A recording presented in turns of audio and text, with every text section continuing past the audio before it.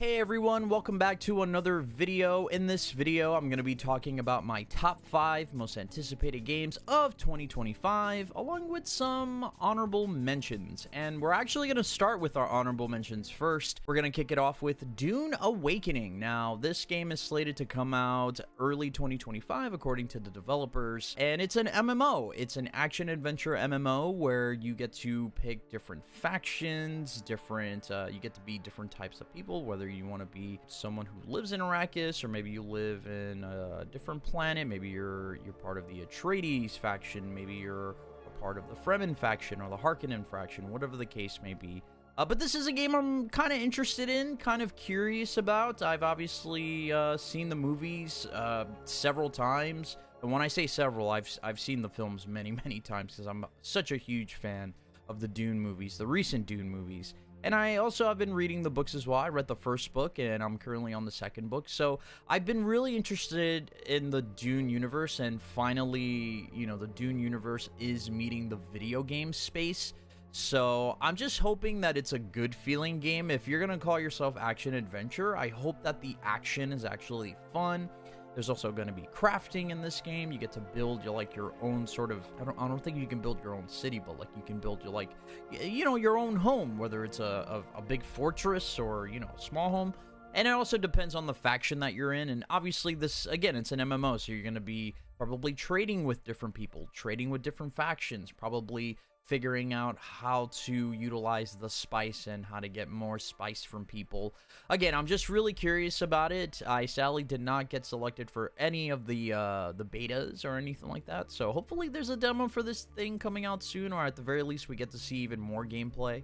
But yeah, Dune Awakening is it's definitely on there, and I just want to see more on it and eventually play it. The second on my honorable mention, and don't worry, this is the last honorable mention of this video. It's the 10th anniversary of Bloodborne is happening this year, and listen, I'm not going to spend too much time here. I hope Sony has been listening to their fans. I hope that they understand that Bloodborne is a really important game that they clearly have been putting to the side for all of their other first-party games. And, I mean, Miyazaki himself and his team, they've been encouraging Sony to, to bring this game back and let people play it on more modern consoles. So, I don't know if Sony's waiting for the next console generation to eventually bring Bloodborne back, similar to how they did with Demon's Souls. We'll just have to wait and see, but hopefully something with Bloodborne this year, gaming-related, would be nice. I hope it's not just limited to merchandise or a tweet, and that hopefully it's some sort of announcement for a remaster, or who knows, the game is coming to PC. Anything like that would be incredible. All right, now on to our top 5 most anticipated games of 2025 in no particular order. I'm just gonna be talking about these 5 games, and not in terms of number 5 is my least anticipated and number 1 is my most anticipated. I'm not gonna go in any particular order, but we're gonna start with kind of a smaller scale game, not as big as the rest of these games I'm gonna mention, but Capcom Fighting Collection 2. Yeah, when this thing was announced, I went absolutely nuts. If you want to watch the reaction video to me reacting to Capcom Fighting Collection being announced, definitely go check that out. It's a good one. But yeah, I mean, Capcom has been on a roll with these collections. Obviously, the Marvel vs. Capcom collection came out last year, and it was an incredible collection. I mean, it's the best way to play Marvel vs. Capcom right now. The online is great. The games play really well. Considering that they are retro games and that there's so many Marvel vs. Capcom games, that game itself, that collection, is pretty feature rich. So I'm just really excited about the next collection, finally coming back to playing the CVS games, the Capcom vs. SNK games. Those are some of my favorite games of the Dreamcast era as far as the fighting game goes, so I'm really excited about that. Power Stone is coming back, and it's going to be online with rollback netcode. I'm curious how they're going to pull that off with that game, and obviously there's some other ones in there as well. I don't think Rival Schools is in there. I believe Project Justice, which basically is just Rival Schools. And then obviously you have Plasma Sword, which is a game that I've actually never played. I've seen people play it, but I've never played it myself. So there's a lot of fun things to look forward to this collection. Oh, and I believe there's also Street Fighter Alpha 3 is in here is why I think it's, I can't remember which one it is. I don't think it's the version that I ideally wanted, which was the PSP version of Alpha 3, but still Alpha 3 is going to be in this version as well. So the next game on the list is Ghost of Yotei. Yotei, I always, if I'm butchering the name, I do apologize. Please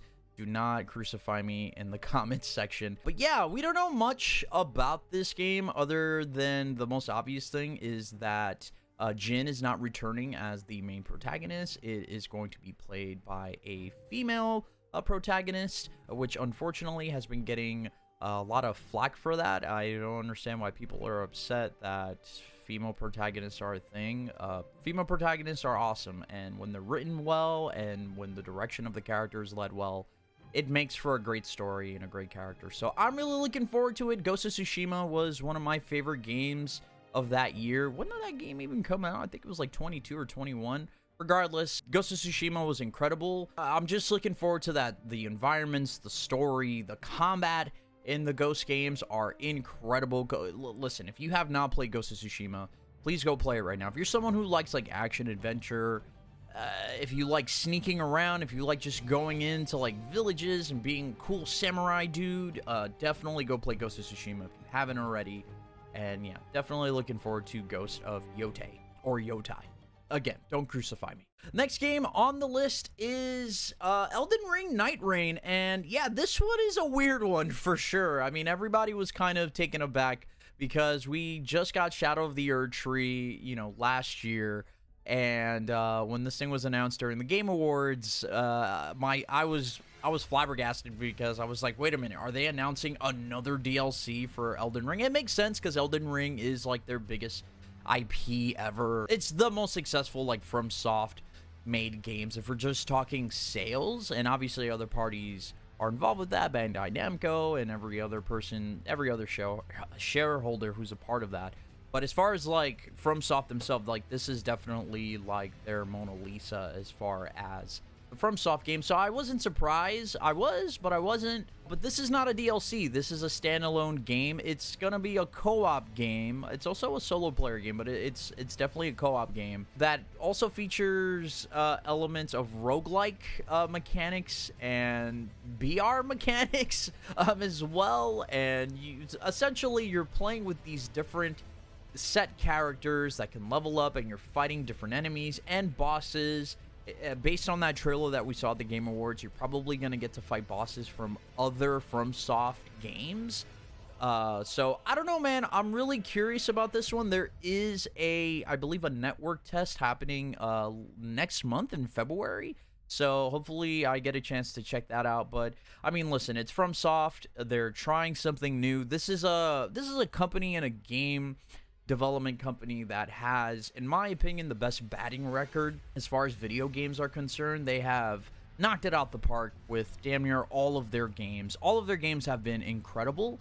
They're taking some risks. They're trying some different things, and I can appreciate when a company is just like, hey, instead of just doing our regular good old formula like we've always been doing, let's try something new. Let's try to mix it up a little bit. So I'm glad that FromSoft is mixing it up, and hopefully this leads into something really cool in the future for FromSoft and you know, games like Elden Ring. And yeah, I'm really excited about it. I am nervous, but when you think of FromSoft games, you think of quality. So I'm really looking forward to it, and hopefully it's really good. And yeah, we'll just have to wait and see and just wait for more info as it becomes available. All right, we got 2 more games to go, and the next game is Metal Gear Solid Delta. Now, there's still no release date for Metal Gear Solid Delta. This is basically a remake slash remaster. I'd say it's more of a remaster remake than a remake remaster. I know that's like, well, Chris, that's the same thing, isn't it? Well, no, not really. Like, Silent Hill 2 was a remake, but a remaster because it was the same scenario, and there are some things that were changed from the scenario, but it's very much the same game. But the game plays very differently from the original. Voice acting is different. There was just a lot of differences from the original game, whereas in this game is more of a remaster slash kind of remake, where the only thing that's being remade is the graphics. The graphics of the game and the way you kind of navigate the world of Metal Gear Solid 3 is a little bit different. It's being brought to modern day. You don't have to play Metal Gear Solid Delta that way. You can still play it in the classic mode where you can literally play the game exactly like Metal Gear Solid 3. So my point is that this is more of like a really, really expensive remaster. And I don't know, I'm just really excited to play Metal Gear Solid 3 again. I'm kind of excited that Konami has brought back their game. Silent Hill 2 was incredible, and obviously a different team worked on that game. But Silent Hill 2, yeah, to me, it was one of the best games of 2024. And if that's kind of a sign of the trajectory into which Konami is kind of going as far as their gaming development team, that makes me hopeful that they're going to start making better decisions about their video game division, considering how poorly the video game division at Konami was for a very long time. And unfortunately, a lot of people were pretty upset with them and still are upset, and definitely haven't forgiven them for not coming out with quality games, and you know, just all of this mess that this video, it's not for this video, I won't get into that, but my point is, I'm excited about Metal Gear Solid Delta. It's gonna be fun to play because, again, it's just the original game. It's not a remake. It's the same exact game as Metal Gear Solid 3, but I'm excited to see Snake and all of the other characters just look beautiful, man. Just actually look like the freaking Pachinko machines that they piss us off with all the time. I'm excited to see those characters, and I'd argue that the way the characters look in this game actually look better than the ones in the Pachinko machines. Anyways, my point is I'm excited about this. Hopefully we get more information soon and a release date, and hopefully a demo for Metal Gear Solid Delta. And last but definitely not least, and if you know me, and if you follow the channel, subscribe to the channel, and you know, you watch me on streams and stuff, you should know what the next game is. And it's our last game on this list, and it is Monster Hunter Wilds. Yes, this game is coming out February 28th, basically March, not even February. But yeah, Monster Hunter Wilds is I'd say it's my most highly anticipated game of this year, and it's one of my most highly anticipated games ever. The beta was pretty freaking incredible. It's everything that I wanted. Obviously, there were some issues with the beta, you know, from graphics to some people not being able to play the game because it was not compatible with their PCs, although they had pretty good PCs, all things considered. Even my PC, which is a pretty good one. It's a couple years old now, but it does have some really good specs in it. Unfortunately, couldn't run the game at its absolute best at all times. You definitely had to turn frame gen on for the game to actually function. But even with frame gen on, the game responded really well. But that aside, Monster Hunter World was and is one of my favorite games of all time. It's in my top 5 favorite games of all time. This being a sequel to that game, the fact that this is even happening, the fact that Capcom is putting so much money and R&D into this game, the fact that they recently came out and said that, hey, listen, we've been listening to you guys, and we want to make the quality of this game match everyone's expectations. And so they're working on it, man, from the graphics to the gameplay. They recently added hit stops back to the game. They recently fixed Insight Glaive, which, for those who are not maybe into Monster Hunter, there's a lot of weapons in this game. And there was one weapon in particular that not a lot of people were happy about in terms of the changes that were made to that weapon. But they brought the changes, they reverted the changes, and they added what they took away, and people are happy again. And right now, Capcom is just making a lot of people happy with Monster Hunter Wilds. But all that stuff aside, the beta was incredible. I mean, I spent multiple hours playing that game, or playing the beta.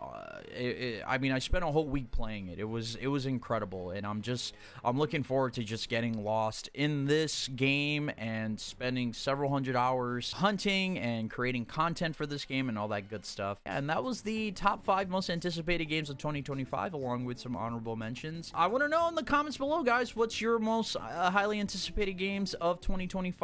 Was there something on here that you felt probably should have been here or should have been mentioned? Let me know in the comments below. And if you've been enjoying my content lately, don't forget to subscribe for more content. There's more videos coming out on Tekken. There's going to be more informational videos.